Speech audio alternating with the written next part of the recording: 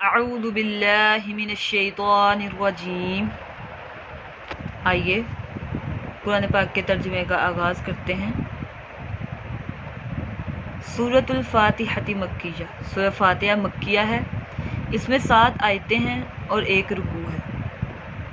سورہ فاتحہ اگرچہ قرآن حکیم کی مختصر صورتوں میں سے ہے، یعنی کہ یہ قرآن حکیم کی چھوٹی صورتوں میں سے ایک صورت ہے، مختصر سی صورت ہے جس میں صرف 7 آیات ہیں، لیکن یہ قرآن حکیم کی عظیم ترین صورت ہے۔ اس سورہ مبارکہ کو ام القرآن بھی کہا گیا ہے اور اساس القرآن بھی، یعنی یہ قرآن پاک کی پورے قرآن پاک کے لیے جڑ اور بنیاد اور اساس کی حیثیت رکھتی ہے، یعنی اس کا ترجمہ بہت ہی نہایت شاندار، اس کے الفاظ بہت عظیم ہیں۔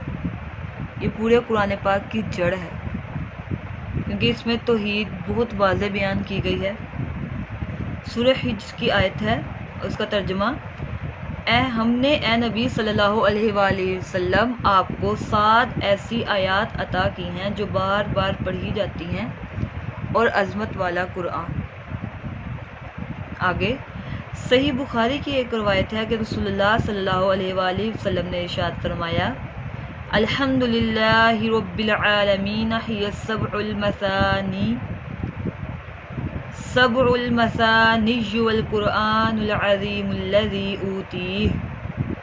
رسول اللہ صلی اللہ علیہ وآلہ وسلم نے ارشاد فرمایا کہ سورہ فاتحہ الحمدللہ رب العالمین ہی سبع مثانی اور قرآن عظیم ہے جو مجھے عطا ہوئی۔